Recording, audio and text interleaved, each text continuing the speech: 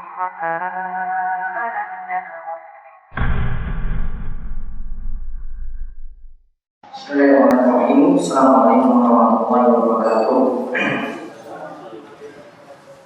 Alhamdulillahirabbil alamin. Hamdan katsiran thayyiban barakan fihi wa yuhibbul mutahharin. Wa asyhadu an la ilaha illallah wahdahu la syarika lahu wa asyhadu anna Muhammadan abduhu wa rasuluh. Allahumma shalli ala nabiyyina Muhammad wa ala alihi wa man tabi'ahum bi ihsan ila yaumil din. Allahumma inna nas'aluka ilman nafi'an wa rizqan thayyiban wa amalan mutaqabbalan. Baik, para jamaah sekalian, alhamdulillah kita bersyukur pada Allah Subhanahu wa taala. Kesempatan sore hari ini kita akan kembali melanjutkan bahasan kita dari permasalahan ibadah. Pada pekan lalu kita membahas Bulughul Maram, kali ini kita membahas kitab Umdatul Ahkam karya Syekh Abdul Ghani Al-Maqdisi, yaitu hadis-hadis kumpulan dari kitab Sahih Bukhari dan Muslim. Kita sekarang masih dalam pembahasan sifat salat Nabi sallallahu alaihi wasallam, hadis ke-87, yaitu dari Aisyah. Nah, disebutkan dalam hadis Aisyah, kita bacakan ulang hadis tersebut, yaitu hadis riwayat Muslim dari Aisyah radhiyallahu anha. Qalat, ia berkata, kana Rasulullah sallallahu alaihi wasallam yastaftihu sholata bitakbir wal qiraah. Rasulullah SAW itu biasa memulai sholatnya dengan ucapan takbir dan dengan membaca alhamdulillahi rabbil alamin, dengan membaca alhamdulillahi rabbil alamin. Lalu disebutkan wa kana idza raka'a lam yushis ra'sahu wa lam yusawwibhu. Lalu ketika Nabi SAW itu ruku, beliau tidak terlalu mengangkat kepalanya dan walam yusawwibuhu, dan tidak terlalu menundukkannya. Walakin baina dzalik, akan tetapi beliau berada di pertengahan antara mengangkat kepala dan menundukkannya. Wa kana idza rafa'a ra'sahu min ar-ruku' lam yasjud hatta yastawiya qa'iman. Dan ketika Nabi SAW itu mengangkat kepalanya dari ruku', yaitu bangkit dari ruku', maka ketika itu Nabi SAW tidaklah turun sujud sampai beliau berdiri tegak terlebih dahulu. Wa kana idza rafa'a ra'sahu minas sajada lam yasjud hatta yastawiya qa'idan. Dan Nabi SAW ketika mengangkat kepalanya dari sujud, lam yasjud, beliau tidaklah sujud sampai terlebih dahulu yastawiya qa'idan, duduk ketika itu. Yaitu maksudnya ketika Nabi SAW itu sudah sujud, mau bangkit, beliau duduk dulu sempurna, tegak sempurna duduknya, baru kemudian sujud lagi. Wa kana yaqulu fi kulli rak'ataini at-tahiyah. Setiap 2 rakaat Nabi SAW itu mengucapkan tahiyat. Wa kana yafrishu rijlahul yusra wa yansibu rijlahul yumna. Dan ketika Nabi SAW duduk tahiyat, beliau itu membentangkan kaki kiri, yaitu menduduki kaki kiri, wa yansibu rijlahul yumna, dan menegakkan kaki kanan. Wa kana yanha an uqbati syaitan. Nabi SAW itu melarang dari duduk seperti uqbah asyaitan. Apa ini maksudnya uqbah syaitan? Itu ini cara seseorang itu duduknya itu menyerupai setan. Nanti akan kita lihat keterangannya. Wa yanha ayyaftarisha rajul zira'aihi iftirasha sabu'. Dan Rasulullah SAW itu melarang seseorang itu duduk, yaitu saat sujud, ya, dengan cara tangannya itu ditempelkan kepada tanah. Nanti akan kita lihat di sini Nabi SAW sebut ini cara sujudnya itu seperti sujudnya binatang buas. Wa kana yahtimu shalat bitaslim, dan Nabi SAW menutup salat itu dengan ucapan salam. Nah, kita lihat di sini ini hadis Aisyah radhiyallahu anha yang menjelaskan tentang sifat salat Nabi sallallahu alaihi wasallam. Di sini adalah hadis dari Aisyah yang menjelaskan tentang sifat sholat Nabi SAW, yaitu tata cara Nabi SAW itu melaksanakan sholat. Faedah yang bisa kita ambil dari hadis ini, yang pertama, tata cara sholat yang disebutkan ini biasa dilakukan oleh Nabi SAW. Jadi apa yang Aisyah sebutkan di sini, inilah yang biasa dilakukan oleh Nabi SAW. Jadi tata cara sholat ini rutin dilakukan oleh Nabi SAW. Kemudian yang kedua, Nabi SAW melakukan takbiratul ihram. Jadi ketika mulai sholat, yastaftihus sholat bitakbir. Nabi SAW memulai sholat dengan takbir. Berarti sholat itu dimulai dengan ucapan takbir, yaitu kita sebut dengan takbiratul ihram.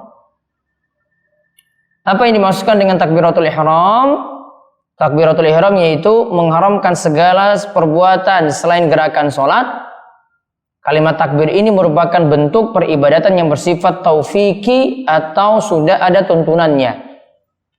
Maka di sini menunjukkan kalau memulai sholat dimulai dengan takbir terlebih dahulu.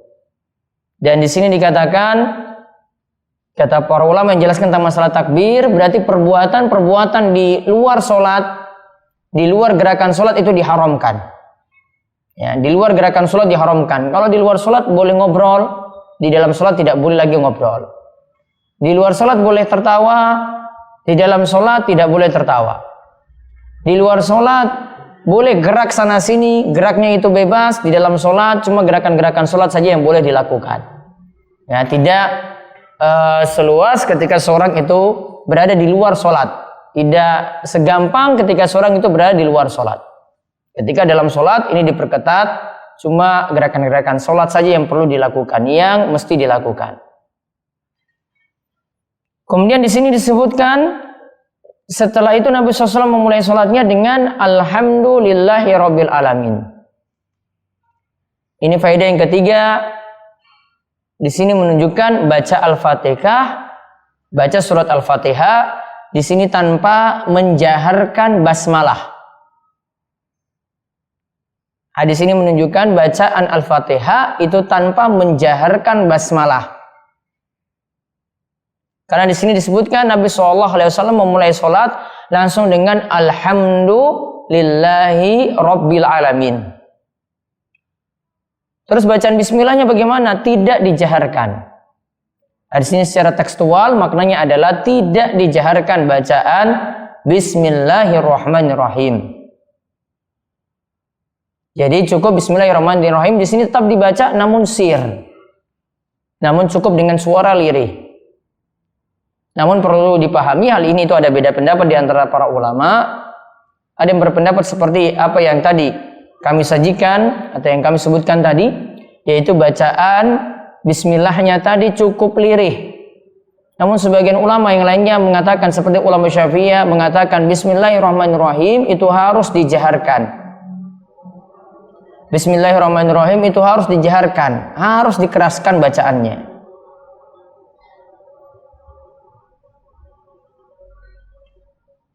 Nah, berarti ada perselisihan dalam hal ini.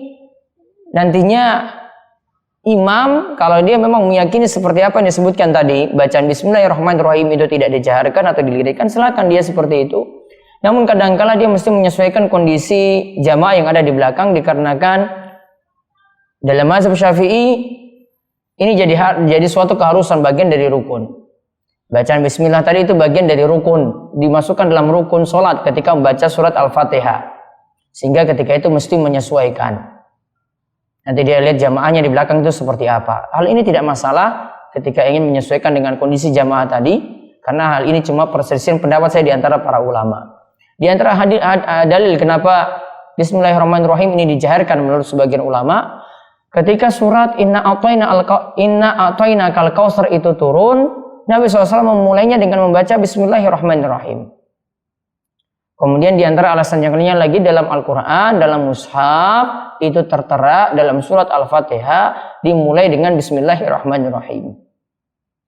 Maka semua punya penafsiran sendiri dalam hal ini. Namun kalau dalam hadis ini menunjukkan dalam membaca surat Al-Fatihah dalam sholat, Nabi SAW memulainya dengan alhamdulillahi rabbil alamin. Maka bacaan Bismillahirrahmanirrahim tadi dilirihkan. Kemudian faedah yang keempat dari hadis ini menunjukkan ruku itu dalam keadaan lurus. Tidak terlalu ke bawah, kepala ataupun badannya ataupun punggungnya tidak terlalu ke bawah, tidak juga terlalu ke atas, namun dalam keadaan lurus. Karena tadi disebutkan Nabi SAW ketika ruku lam yuskhis ra'sahu, tidak mengangkat kepalanya. Jadi kepalanya tidak diangkat gini. Dan juga tidak terlalu menundukkan kepalanya, namun bagian pertengahan, punggungnya juga nanti demikian. Jadi ruku itu dibuat dalam keadaan lurus. Kemudian faedah yang kelima, di sini menunjukkan bangkit dari ruku dibuat badan itu dalam keadaan lurus. Dibuat badan itu dalam keadaan lurus. Jadi tidak langsung turun sujud, namun bangkit sami Allahu liman hamidah, badan dalam keadaan lurus dulu baru nanti turun sujud. Kemudian faedah yang lainnya lagi, faedah yang keenam, wajibnya sujud. Dan bangkit dari sujud disertai juga duduk dalam keadaan tegak. Wajibnya sujud dan ketika bangkit dari sujud tadi duduk dalam keadaan tegak, i'tidal, dalam keadaan tegak. Jadi badannya tidak terlalu bungkuk juga ketika duduk antara dua sujud, tidak terlalu ke belakang, namun dalam keadaan tegak.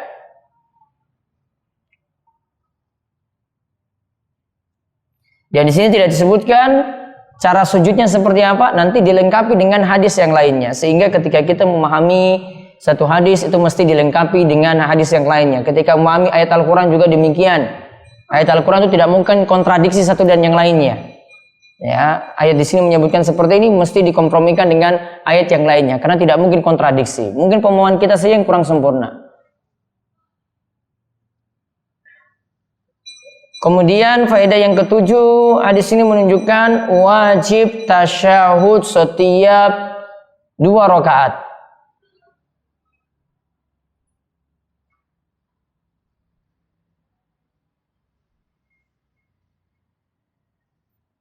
Namun di sini nanti tergantung dari sholatnya pula. Kalau sholat 4 rakaat, ini kalau kita bicara sholat wajib, maka duduknya setiap 2 rakaat. Duduk tahiyat atau duduk tasyahud itu setiap 2 rakaat.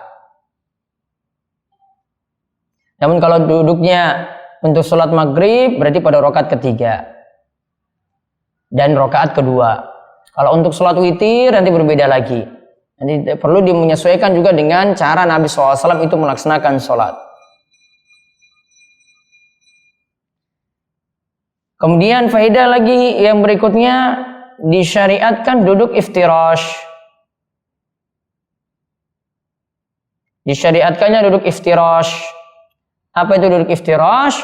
Yaitu sama seperti kita lakukan pada tahiyat awal atau duduk antara 2 sujud.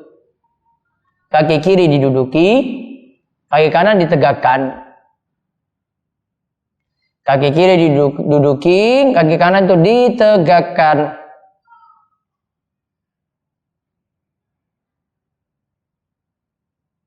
Dan duduk ini kapan dilakukan? Selain duduk tahiyat akhir.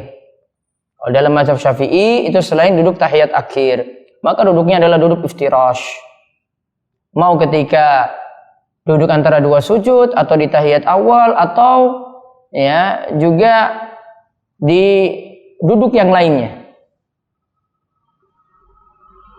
Pokoknya duduk iftirash itu selain duduk tahiyat akhir. Adapun duduk tahiyat akhir nanti perlu dilengkapi dengan hadis yang lainnya. Mau itu 1 rakaat atau 2 rakaat atau 3 rakaat atau 4 rakaat, pokoknya setiap tahiyat akhir kaidah dalam mazhab Syafi'i adalah duduk tawarruk.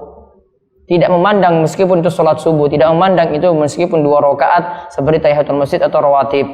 Pokoknya setiap duduk tahiyat akhir itu adalah duduk tawarruk. Kaki kanan ditegakkan, kaki kiri dikeluarkan. Ini nanti dilengkapi dengan hadis dari Abu Humaid As-Sa'idi. Kemudian faedah yang berikutnya lagi, dilarang ketika duduk itu seperti duduknya setan.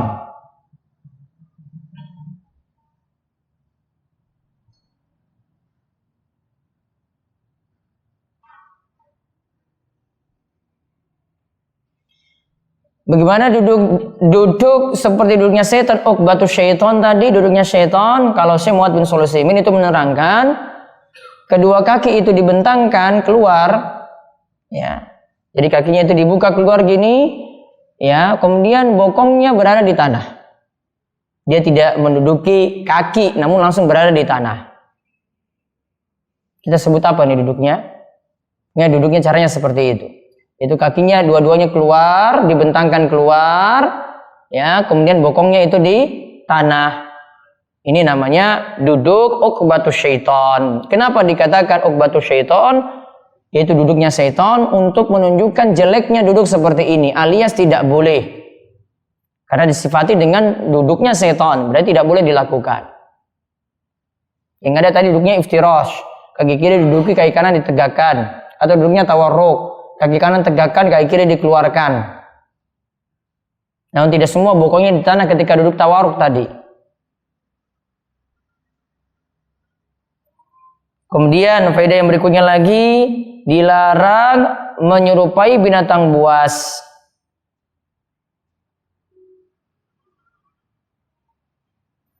Dilarang menyerupai binatang buas saat duduk.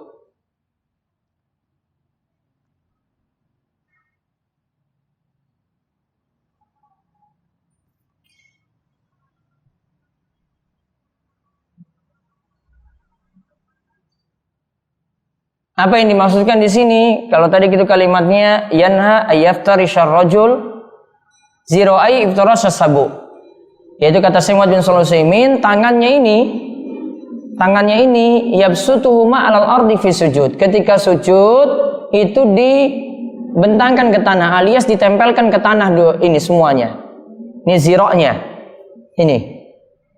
Jadi dari tangan ini sampai sikutnya ini nempel ke tanah. Ini dilarang. Ini kapan? Saat sujud. Berarti ada dua hal yang dilarang di sini dalam sholat. Yang pertama cara duduk tadi. Duduk saat kita dalam sholat. Tidak boleh duduknya seperti duduknya syaitan. Disebut uqbatus syaitan. Apa dimaksud uqbatus syaitan? Yaitu kakinya dibentangkan keluar, bokongnya duduk di tanah. Kemudian larangan kedua di sini, yaitu tangannya, zira'nya, hastanya ini nempel ke tanah di saat seseorang itu sujud. Maka ini juga menunjukkan terlarangnya. Kemudian faedah yang berikutnya lagi, kita tidak boleh menyerupai perbuatan setan. Karena tadi ada duduk seperti duduknya setan. Maka ada perbuatan setan yang kita tidak boleh tiru. Di antaranya Nabi SAW itu katakan, setan itu biasa makan dengan tangan kiri, minum dengan tangan kiri. Maka kita tidak boleh meniru setan seperti tadi. Setan ya punya aktivitas tertentu yang itu dilarang. Tadi seperti cara duduk, maka juga dilarang untuk duduk seperti itu. Nanti ada bentuk-bentuk yang lainnya juga yang diajarkan oleh Nabi SAW. Kita memberi dengan yang kanan, menerima dengan yang kanan, bukan dengan yang kiri. Ya, karena nanti kalau menyelisih yang kanan tadi, ini berarti cara setan. Kemudian, faedah yang selanjutnya lagi, kenapa tadi tidak boleh sujudnya itu menempelkan hasta ini ke tanah, lengan ini ke tanah? Karena duduk seperti ini adalah duduknya, sujud seperti ini adalah sujudnya orang malas. Dan menyerupai binatang buas. Ya, dan menyerupai hewan seperti duduknya. Sehingga tidak boleh ditiru.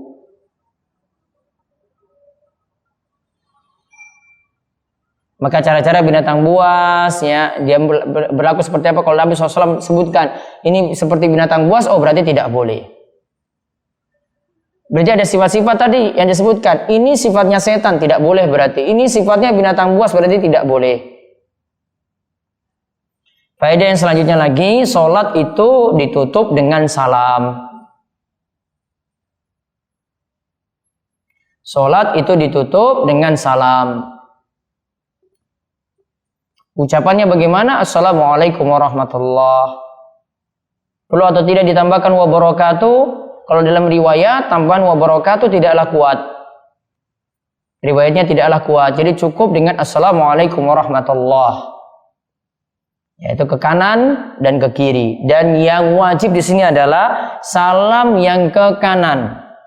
Yaitu salam yang pertama itu dihukumi wajib atau bagian dari rukun sholat. Sedangkan salam yang ke kirinya itu dihukumi sebagai sunnah sholat, bukanlah kewajiban.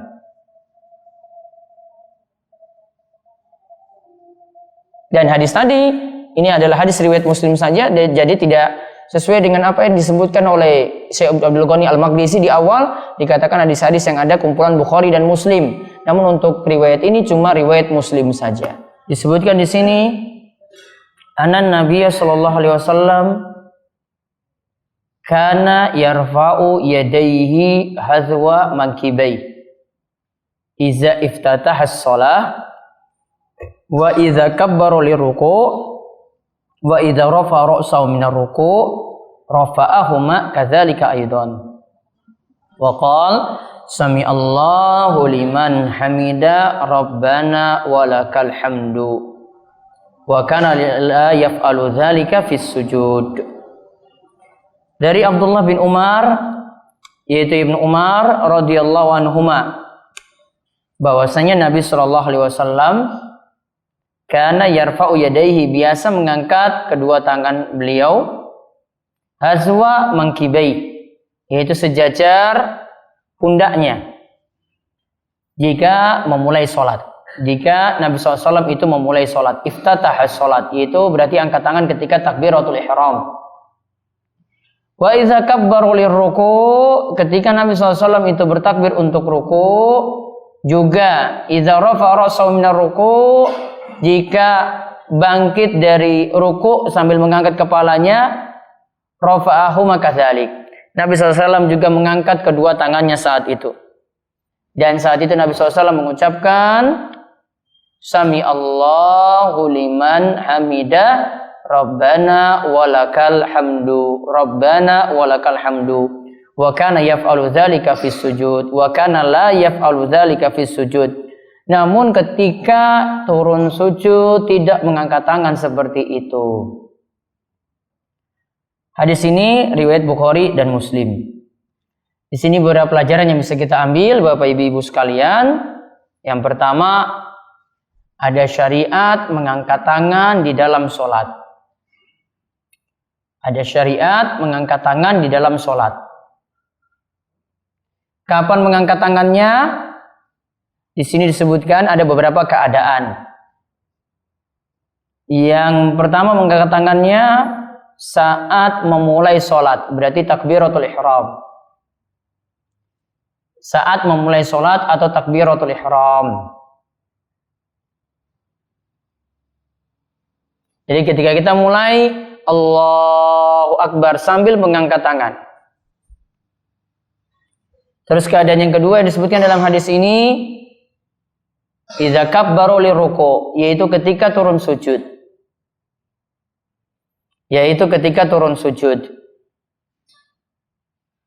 Kemudian yang ketiga, rafa'a ra'sahu minar ruku', ketika bangkit dari ruku'. Ketika bangkit dari ruku'.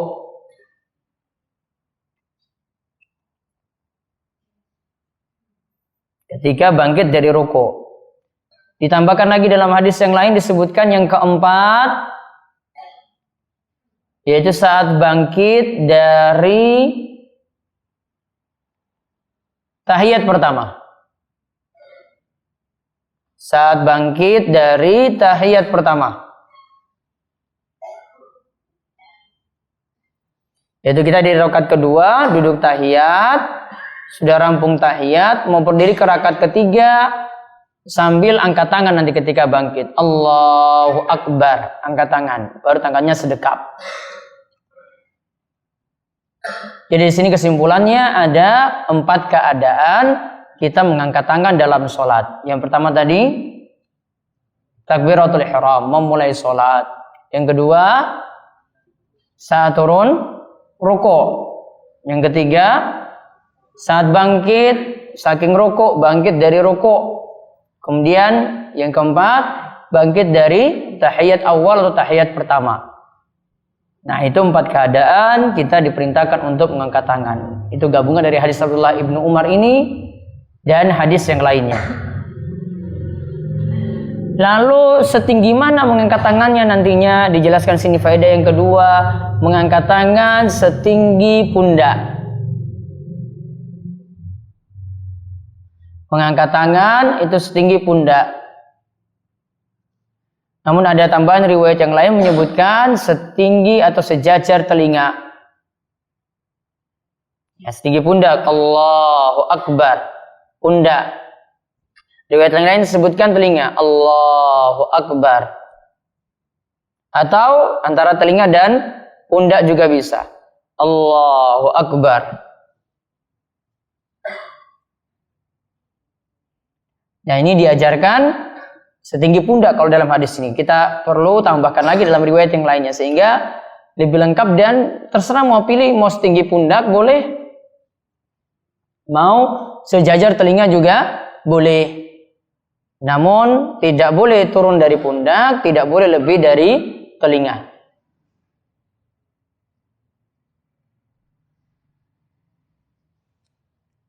Kemudian hadis ini juga menunjukkan faedah yang lainnya. Saat bangkit dari ruku mengucapkan Sami Allahu liman hamidah, Rabbana walakal hamdu. Saat bangkit dari sujud, saat bangkit dari ruku mengucapkan Sami Allahu liman hamidah, Rabbana walakal hamdu. Adapun cara mengucapkan Rabbana walakal hamdu nanti ada 4 cara. Cara mengucapkan Rabbana walakal hamdu ada 4 cara. 4-4-nya ini boleh dilakukan, boleh milih atau boleh bervariasi, kadang ini, kadang itu. Kalau di sini apa? Rabbana walakal hamdu. Ini cara pertama. Rabbana walakal hamdu. Cara yang kedua tanpa pakai waw. Rabbana lakal hamdu. Tadi cara pertama ada wawunya ya. Rabbana walakal hamdu. Cara kedua Rabbana lakal hamdu. Cara yang ketiga Allahumma, pakai di depan Allahumma. Allahumma Rabbana walakal hamdu. Allahumma Rabbana walakal hamdu. Cara yang keempat Allahumma Rabbana lakal hamdu. Tidak pakai waw, namun pakai Allahumma depan. Allahumma Rabbana lakal hamdu. Berapa cara totalnya? 4. Bisa apa? Yang pertama Rabbana wa, pakai wa, walakal hamdu. Yang kedua tanpa wa, Rabbana lakal hamdu. Cara yang ketiga Allahumma Rabbana walakal hamdu. Cara yang keempat Allahumma Rabbana lakal hamdu. Tidak pakai waw, tapi pakai Allahumma. Nah, 4 cara itu boleh variasi. Artinya kadang pakai sholatnya itu pakai Allahumma Rabbana walakal hamdu. Kadang Rabbana lakal hamdu tanpa pakai waw, boleh seperti itu. Dan di sini juga jadi pelajaran Bapak Ibu, sholat itu baiknya bervariasi seperti tadi. Kadang pakai bacaan ini, kadang pakai bacaan itu. Sama seperti kemarin kita bahas doa istiftah atau doa iftitah itu bervariasi. Maka bagusnya juga bervariasi. Coba saja kalau kita kesehariannya cuma membaca cuma seputar Ya, surat itu terus. Lama-lama bosan. Ya. Apa yang paling wajib? Surat yang paling wajib apa? Al-Fatihah. Terus yang dihafal lagi apa Ibu-ibu? Al-Ikhlas, Al-Falaq, An-Nas, Al-Kautsar, Al-Asr. Ya, cuma mutar seperti itu saja. Coba kalau kita jadi jamaah imamnya mutar cuma surat itu saja. Oh, ini sholat maghrib. Imamnya biasanya Al-Ikhlas sama An-Nas. Oh, ini sholat Nisa. Ini surat Al-Asr ini paling sama surat Al-Kautsar. Oh, subuh. Oh, ini wis genah iki surat subuh. Surat Al-Asr ini sama Al-Ikhlas ini pasti ini. Muter-muter itu saja. Akan timbul kebosanan ketika itu. Makanya Nabi SAW buat bacaannya itu bervariasi. Dua iftitah ada beberapa bacaan. Ada Allahumma ba'id baini. Ya, ada Allah Akbar kabira. Walhamdulillahi katsira. Ya.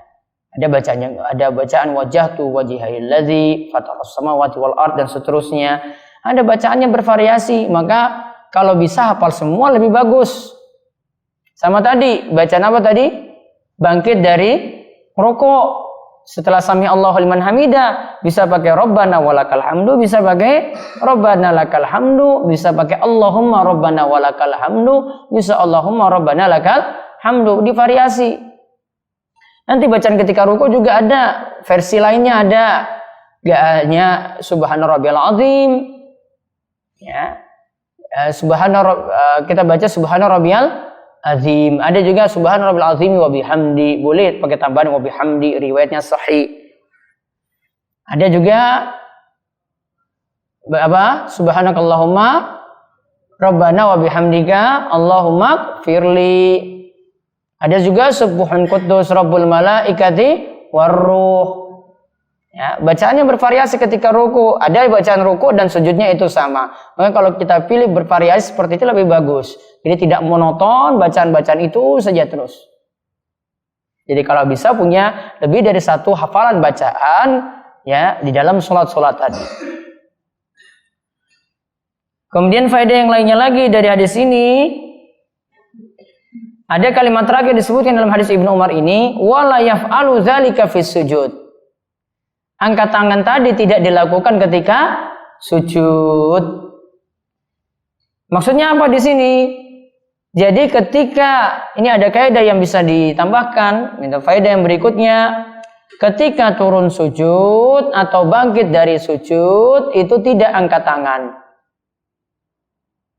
Ketika turun sujud, ketika bangkit dari sujud tidak mengangkat tangan.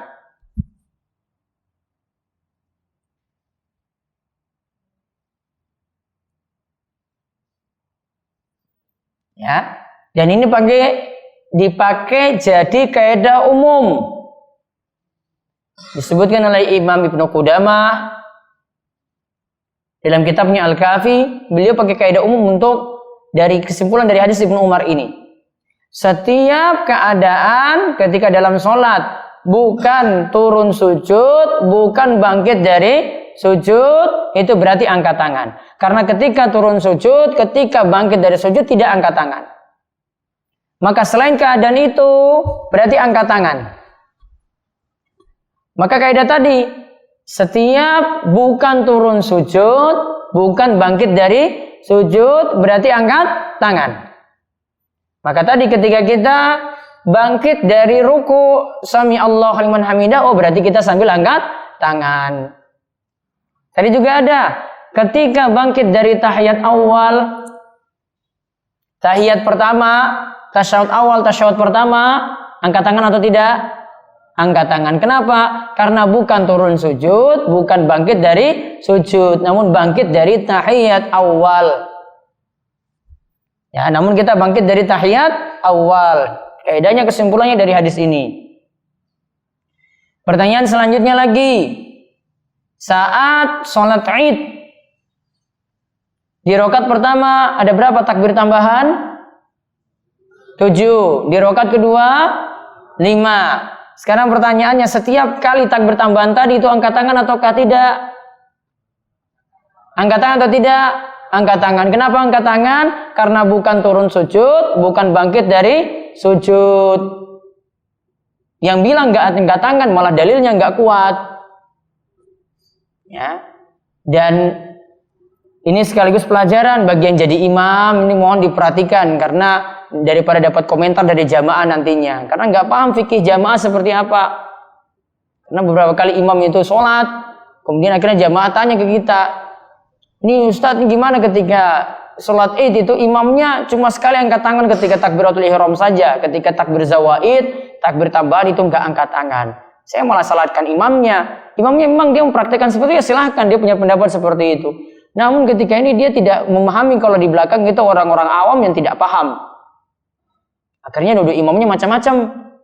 Ya, wah ini imamnya kok kayak gini, ini kayaknya alirannya ini beda ini. Ini sudah bawa aliran aneh-aneh ketika itu.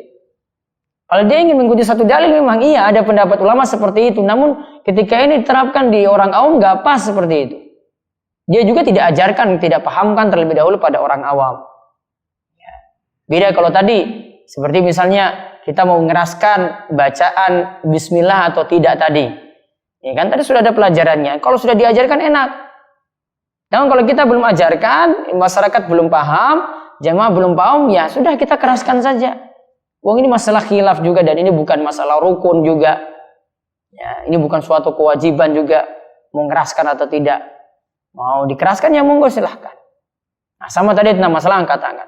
Takbir zawaid berarti kesimpulannya angkat tangan atau tidak? Angkat tangan. Juga saat takbir ketika sholat jenazah. Takbirnya berapa kali? 4. Angkat tangan atau tidak? Angkat tangan atau tidak? Angkat tangan. Kenapa angkat tangan? Tidak ada sujud ketika itu, tidak ada bangkit dari sujud saat sholat jenazah. Ya, kalau ada yang sholat jenazah pakai ruku, pakai sujud, termasuk juga sholat goib pakai ruku, pakai sujud, oh berarti nggak pernah sholat jenazah. Ya, karena aturannya ini sudah bagus, sudah paten seperti ini. Tidak ada ruku, tidak ada sujud. Berarti kalau tidak ada ruku, tidak ada sujud, berarti 4 kali takbir tadi dalam sholat jenazah semua angkat tangan. Ya, semua itu dengan mengangkat tangan. Setelah takbir pertama baca Al-Fatihah, setelah takbir kedua baca sholawat pada Nabi SAW, setelah takbir ketiga itu baca doa, setelah takbir keempat baca doa, kemudian salam.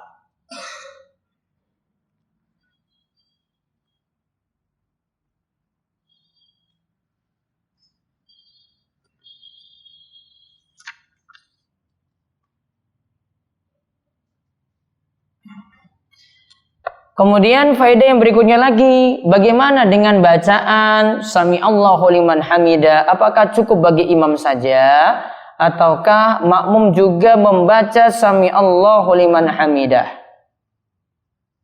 Ya, apakah makmum juga membaca Sami Allahu liman hamidah?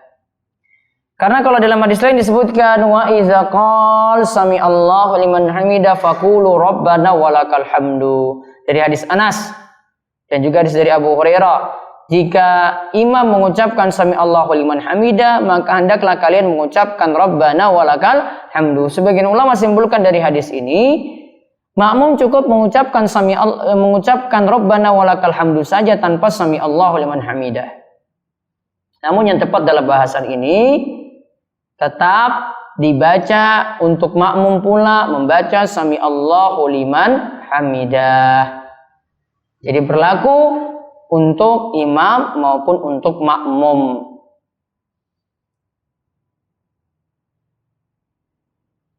Karena tadi cuma lafaz Nabi SAW saja. Nabi cuma mengatakan Sami Allahu liman hamidah, kalian ucapkan Rabbana walakal hamdu. Ini bukan berarti peniadaan makmum tidak baca Sami Allahu liman hamidah. Tidak ada kalimat peniadaan di sini. Tidak ada kalimat makmum jangan ucapkan Sami Allahu liman hamidah. Tidak ada dalam teks mengatakan seperti itu. Jadi tetap sah makmum itu mengucapkan juga Sami Allahu liman hamidah digabungkan dengan Rabbana walakal hamdu. Dan ini juga kesimpulan dari Imam Nawawi.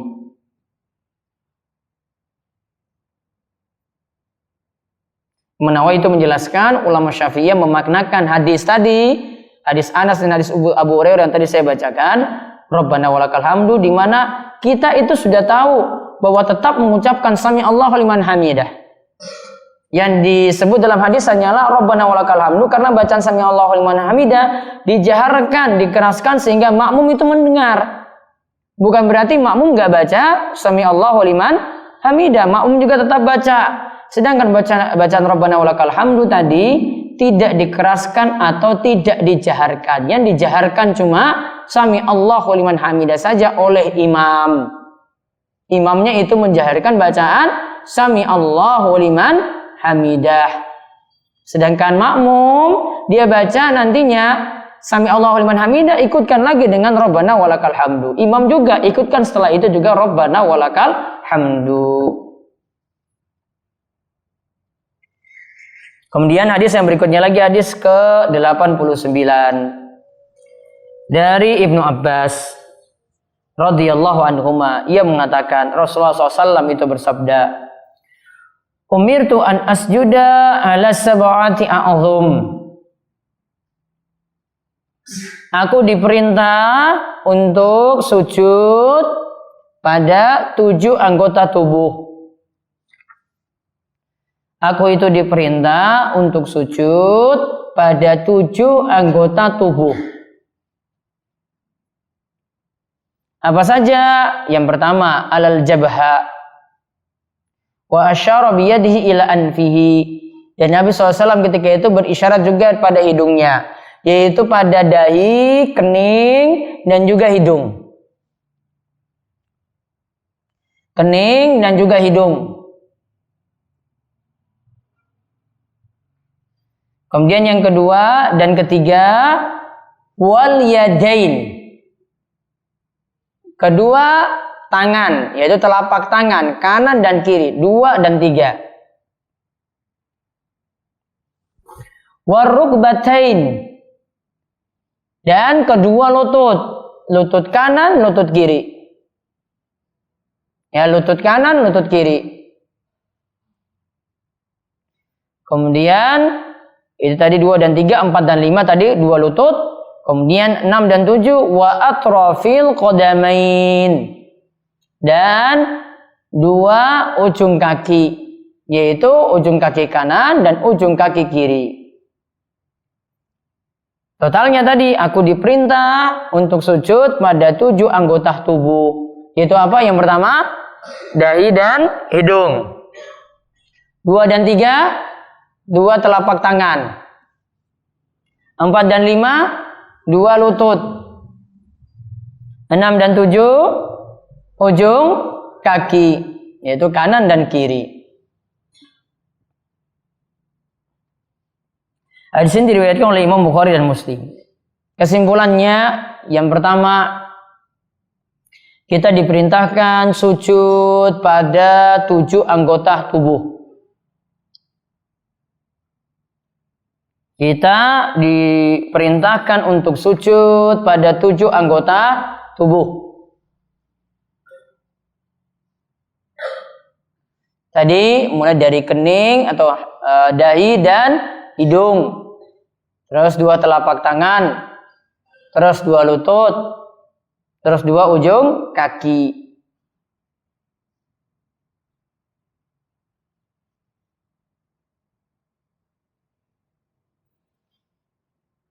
Kemudian faedah yang berikutnya lagi, hadis ini menunjukkan hidung juga mesti nempel ketika sujud.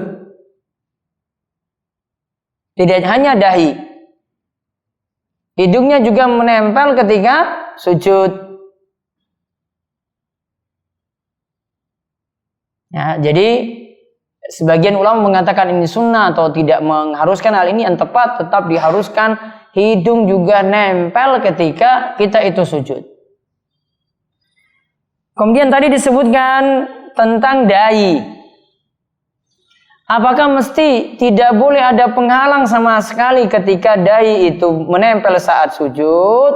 Seperti ini, tidak boleh pecisnya itu gini di depan seperti ini, karena dahinya tidak nempel semuanya ke tanah saat sujud. Yang tepat, faedah yang berikutnya, dahi tidak boleh ada penghalang saat sujud. Karena yang diperintahkan cuma yang penting dahinya ini ada di tanah. Walaupun ketika itu ada yang sesuatu di depannya. Ada rambut yang jatuh pas di depan rambutnya atau pas dengan pecisnya itu tadi menghalanginya sedikit, boleh. Di antara dalil bolehnya, wong perintah untuk yang lainnya saja masih bisa tertutup. Contoh saat lutut tadi, lutut tidak dalam keadaan terbuka, ya kan? Lutut dalam keadaan tertutup atau tidak? Tertutup, ya tertutup kain. Di situ tidak dipermasalahkan. Kenapa kalau untuk dai di sini dipermasalahkan? Walaupun ini pendapat sebagian ulama Syafi'iyah, namun dari sisi pendalilan kurang tepat.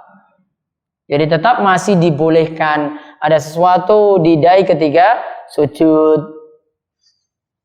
Namun di sini tidak dipaksakan untuk dai tadi nempel sehingga mesti ada bekas, tidak. Ya, tidak dipaksakan itu punya bekas di dahi. Kemudian faedah yang lainnya lagi, kalau untuk ujung kaki yang nempel itu bagian dalamnya, namun tidak mesti seluruh jari. Ini saya ibaratkan ini kaki ya, tidak mesti kakinya dilipat semuanya.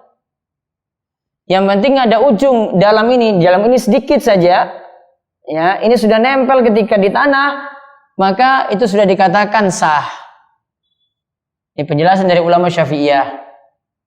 Yang penting sudah ada sebagian jari yang nempel di tanah, itu sudah sah. Terutama nanti bagian dalamnya nempel. Jadi bukan bagian kukunya yang nempel, bukan. Namun bagian dalamnya. Walaupun cuma sedikit saja.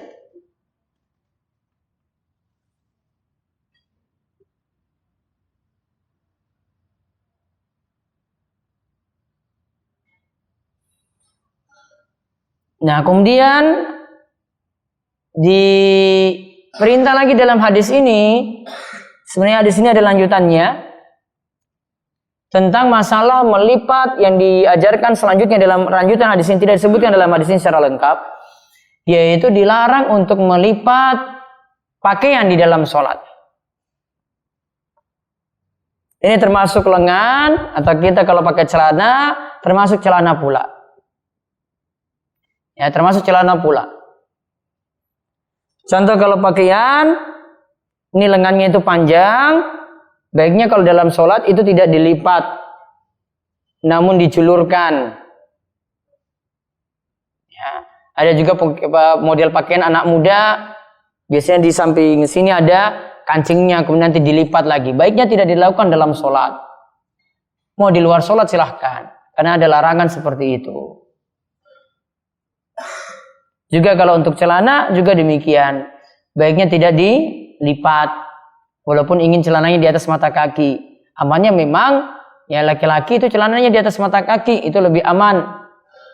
Ya, walaupun ada perselisihan pendapat di antara para ulama dalam hal ini. Namun yang lebih amannya dia celananya di atas mata kaki. Kalau ingin amannya ya pakai sarung seperti itu. Ada celana di dalamnya itu lebih aman. Ya, itu lebih menunjukkan sempurna. Namun kalau dia dalam keadaan melipat, memilih melipat ataukah memilih celananya dijulurkan, mendingan memilih melipat daripada celananya dijulurkan di bawah mata kaki.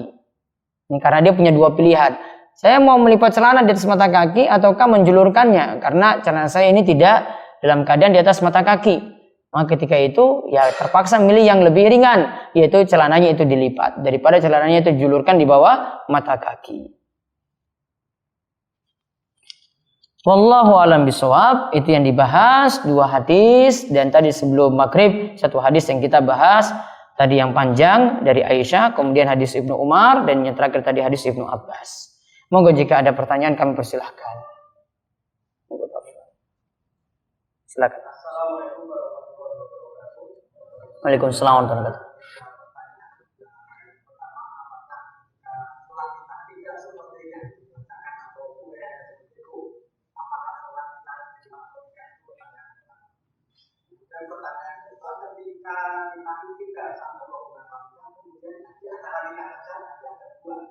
Yang satu melepas, kemudian yang satu tidak sejakat. Itu yang benar, yang mana? Kemudian pertanyaan ketika kita seorang imam ketika uluk salam, itu kadang-kadang yang cuma ada Assalamualaikum, Assalamualaikum.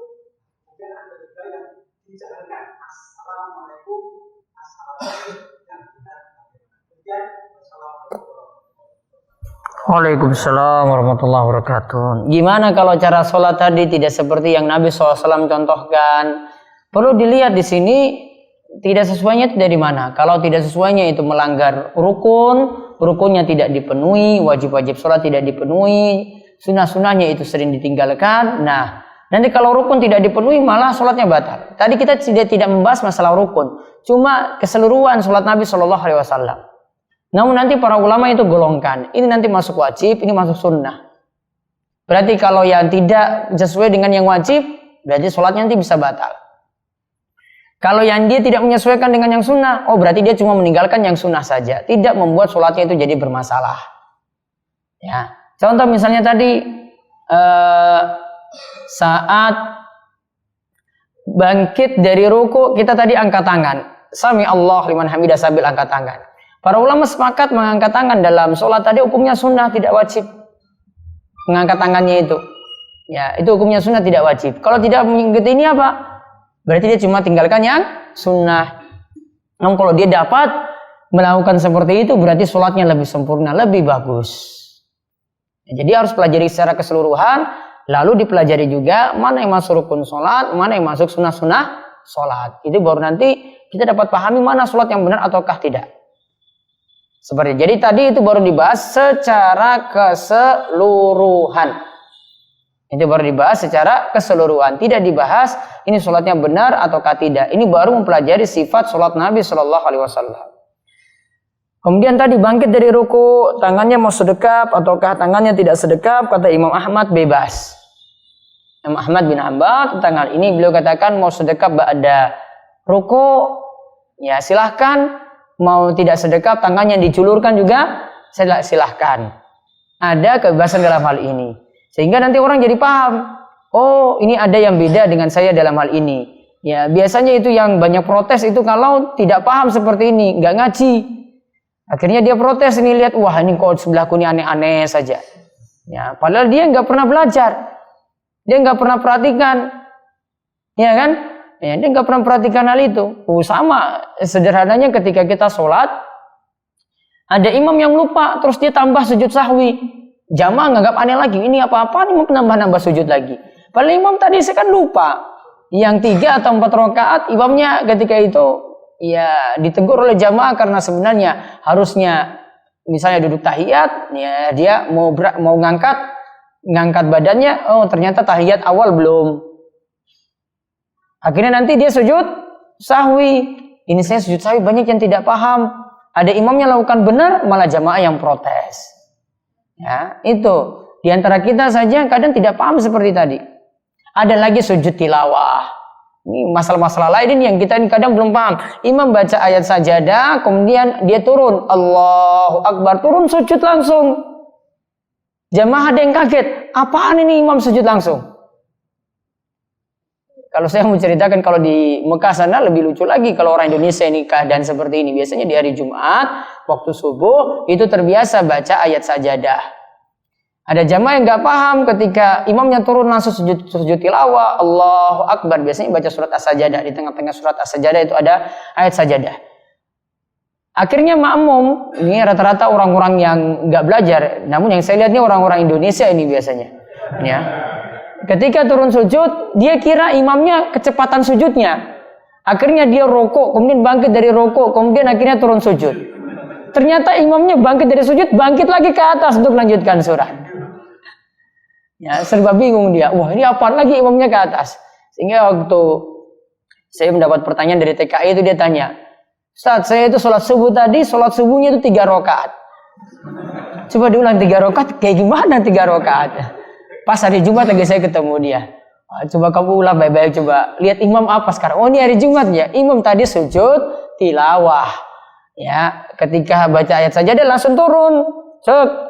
Ketika selesai sujud tilawah, bangkit lagi. Allahu Akbar, lanjutkan bacaan tadi. Itu bukan sujudnya jadi rokat yang baru, bukan. Kayak ini kita nggak paham. Makanya butuh belajar sehingga tahu, oh ini setelah rukuk ini ada yang tangannya sedekap. Oh ini setelah rukuk ada yang tangannya tidak sedekap. Oh ada imam yang bacaan Al-Fatihahnya itu ada bismillahnya dijaharkan. Oh ada yang bismillahnya tidak dijaharkan. Biasanya yang protes tuh karena nggak paham. Waduh ini imamnya ini apa lagi aliran baru ini bismillah nggak pakai dia nggak pakai bismillah langsung alhamdulillah. Ya, akhirnya nganggap seperti itu. Jadi di sini kesimpulannya tadi boleh dua-duanya, boleh sedekap, boleh tidak sedekap, tangannya dijulurkan ketika bangkit dari rukuk. Kemudian tadi yang apa? Bacaan assalam. Jadi imam dijaharkan dua-duanya. Kalau jadi imam bacanya dijaharkan, walaupun memang nanti ada imam yang bacanya cuma assalamualaikum saja. Ya, boleh minimal bacaan salam itu assalamualaikum. Untuk bacaan salam tadi ya, untuk penutup sholat ya, boleh assalamualaikum, terus nih assalamualaikum, selesai. Atau dia cuma cukupkan saja assalamualaikum saja kanan, assalamualaikum, selesai juga. Asnya tidak jelas, ya itu harus diajarkan berarti Pak Firman. Ya, taib. Ada lagi? Ya.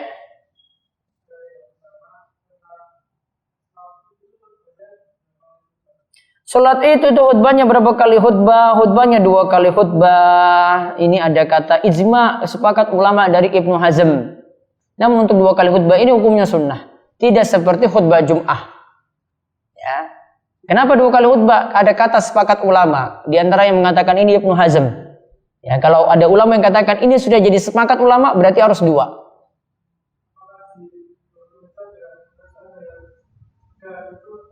Iya, jika duduk, namanya 2 kali khutbah, duduk dulu, berarti sediakan kursi.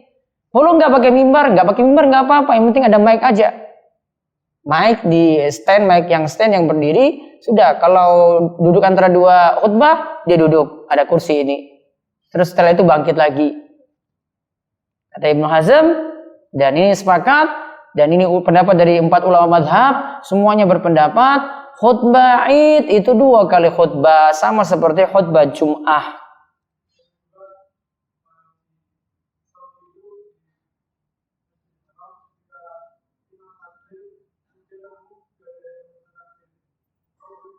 Ya, itu namanya menyampaikan takbir. Dikarenakan di sini pertimbangan Masjidil Haram itu besar sekali, Masjid Nabawi itu besar sekali. Coba kalau mic 1 itu mati, mic imam itu mati. Ya, ketika ingin turun rukuk, mic imam mati, kemudian nggak ada yang bantu suara lainnya. Tentu nanti suara nggak sampai berkilo-kilo sampai di belakang, nggak akan nyampe. Maka perlu ada takbir, ada yang mengeraskan lagi di belakang. Seperti itu boleh. Namun kalau kita mau pakai seperti itu boleh ketika misalnya listrik mati, tidak ada pengeras suara, yang ini ada jamaah yang di luar sana nggak terdengar, maka nanti ada jamaah yang tugasnya di belakang mengeraskan suara untuk menyampaikan jamaah di belakangnya. Seperti itu. Yang satu lagi dulu.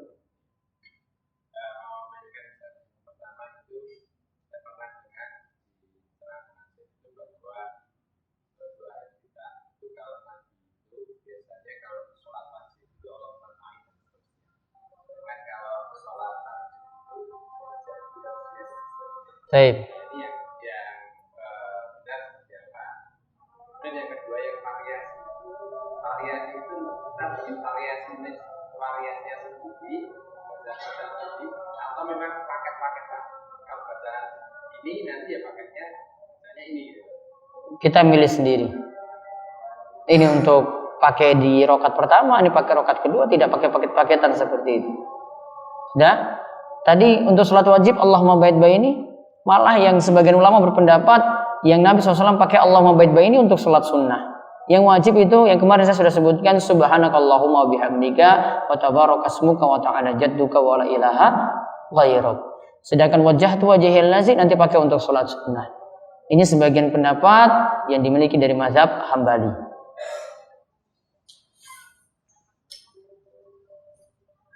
Baik. Tadi tentang doa iftitah ya. Kalau pada kesempatan kemarin telah dijelaskan doa iftitah itu kalau untuk sholat wajib seperti pendapat dari Imam Ahmad dan Ibnu Taimiyah bacaan yang paling bagus adalah subhanakallahumma bihamdika wa tabarakasmuka wa ta'ala jadduka wa la ilaha ghairuk. Adapun Allahumma bait ini nanti dimasukkan dalam salat sunnah. Ya, ada beberapa alasan yang disebutkan oleh Imam Ahmad dan Ibnu Taimiyah. Panjang lebar Ibnu Taimiyah membahas ini dalam kitab khusus beliau tentang sifat salat Nabi. Adapun tadi wajhatu wajhiya lillazi fataras samawati wal ardh dan seterusnya juga untuk salat sunnah. Bisa juga untuk salat malam. Bahkan itu khusus untuk salat malam pula. Terus tadi tentang bacaan yang bervariasi tadi apa? Bacaan bervariasi. Nah, di situ tidak pakai paket-paketan. Terserah mau pilih bacaan ini karena Nabi SAW tidak khususkan ini untuk sholat apa, untuk waktunya kapan, tidak. Kecuali untuk beberapa bacaan Nabi SAW taruh ini untuk sholat tahajud. Misalnya tadi doa iftitah ada yang dipakai untuk sholat tahajud khusus. Ya, ada yang untuk sholat wajib. Ada seperti itu. Sama di sini juga ada pertanyaan, Ustaz boleh tidak semisal kita sholat zuhur di rakaat pertama baca Rabbana lakal hamdu dan di rakaat kedua memakai wa Rabbana walakal hamdu, artinya variasi antar rakaat. Boleh. Ini seperti ini tadi yang dimaksudkan. Ada lagi? Ya. Waalaikumsalam warahmatullahi wabarakatuh.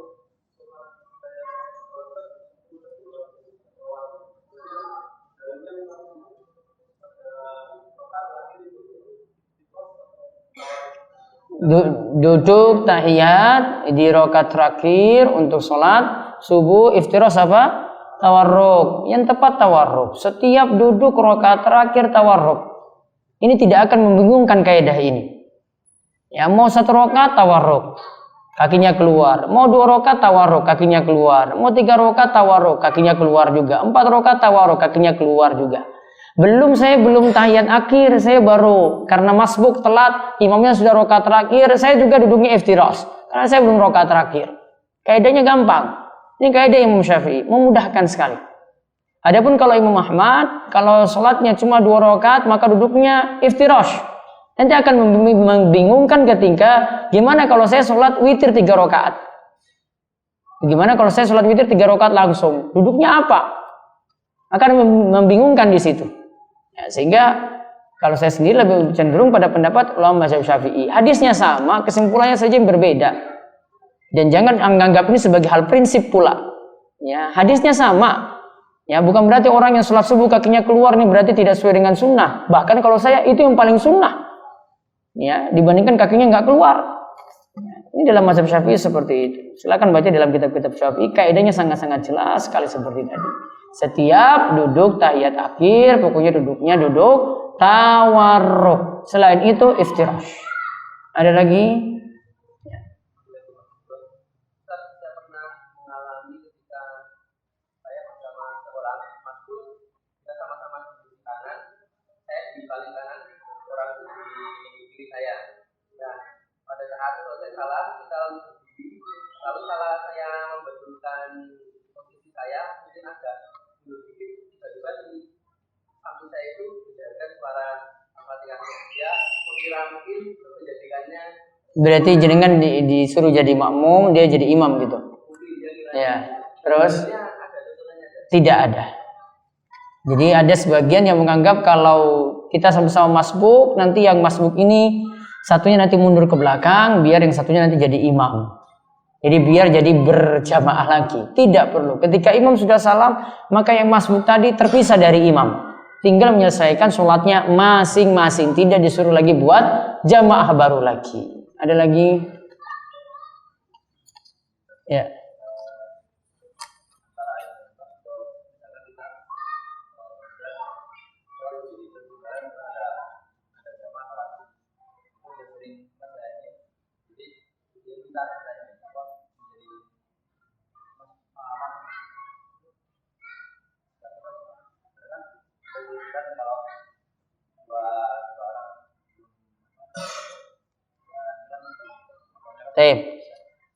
Jadi ada jamaah yang telat, ada laki-laki 1, perempuan juga 1. Kemudian perempuan ini ingin berjamaah dengan laki-laki tersebut, gitu ya.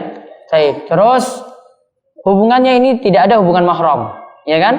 Nah, boleh nggak ketika itu dijadikan berjamaah? Kalau imamnya cuma 1, laki-laki, perempuannya situ cuma satu, tidak ada laki-laki yang lain, tidak ada juga perempuan yang lain, cuma berdua saja, tidak boleh. Terjadi ikhtilat. Dan ulama mazhab katakan ini tidak diperbolehkan. Alias jangan melakukan sholat berjamaah.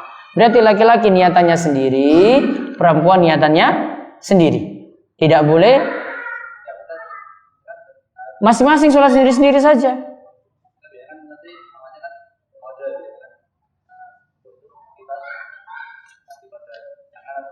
Bilang jangan aja, atau kita sholat sendiri aja, nggak usah niatan mau dengan dia. Seperti itu. Sudah? Baik. Ini pertanyaan lagi, sholat memakai masker, hidung tidak menempel ke lantai, boleh atau tidak? Masih boleh dan sah. Sholat dalam keadaan memakai cadar, dibolehkan atau tidak? Dibolehkan dan masih sah. Apalagi kalau punya pendapat itu wajib, kemudian ada laki-laki asing hadir di situ, maka boleh ketika itu untuk tetap memakai cadar. Kecuali kalau di rumah tidak ada yang lihat, maka dalam keadaan terbuka lebih bagus. Ada lagi? Ya. Saya membawa tas, kemudian tas ini saya letakkan di tempat tidur saya. Kemudian tiba-tiba di depan saya atau samping saya itu sholatnya batal. Kemudian saya harus mengisi sholatnya. Apakah tasnya perlu saya bawa? Oh iya, jadi dia mau pindah tempat, tasnya boleh digeser nggak lagi ke depan gitu ya? Gampangannya gitu kan? Ya. Kalau nggak digeser gimana? Kalau nggak digeser hilang. Ya sudah, dalam keadaan darurat dia gerak ketika itu menggerakkan tas juga. Atau pakai kaki saja digeser sedikit ke depan. Kalau ditendang nanti malah tambah jauh lagi, tasnya gimana? Terus ada lagi satu lagi? Ya.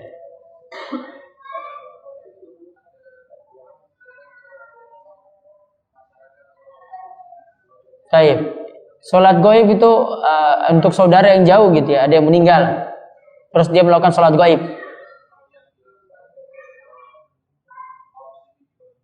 Oh, misalnya kaum muslimin di Rohingya, terus kita di sini itu melakukan sholat gaib. Sebagian ulama menganggapnya boleh, seperti pendapat dari ulama Syafi'iyah. Ya, sebagian yang lainnya mengatakan sholat gaib itu hanya ada ketika jenazah yang ada di tempat lain tadi belum disolatkan sama sekali. Seperti Raja Najasyi. Kenapa Raja Najasyi Nabi SAW itu lakukan sholat gaib? Karena di tengah-tengah Raja Najasyi tidak ada yang menyolatkannya. Karena dia tinggal di lingkungan Nasrani. Maka ketika itu inisiatif Nabi SAW tahu Raja Najasyi meninggal dunia. Nabi SAW dari Jazirah Arab ya menyolatkan Raja Najasyi dengan cara sholat gaib. Ketika itu boleh. Atau sebagian ulama katakan boleh di tempat lain walaupun sudah disolatkan, namun yang disolatkan adalah tokoh penting. Ada ulama besar yang meninggal dunia, ya, dan kita di Indonesia menyolatkannya boleh dengan cara sholat gaib. Ketika itu boleh. Ya. Baik, itu saja untuk kesempatan malam hari ini, mungkin manfaat. Insyaallah untuk pekan depan kita bahas kitab Bulughul Maram. Itu saja, kita tutup kalian doa kafaratul majelis. Monggo. Subhanakallahumma bihamdika asyhadu an la ilaha illa anta astaghfiruka wa atubu ilaik. Assalamualaikum warahmatullahi wabarakatuh.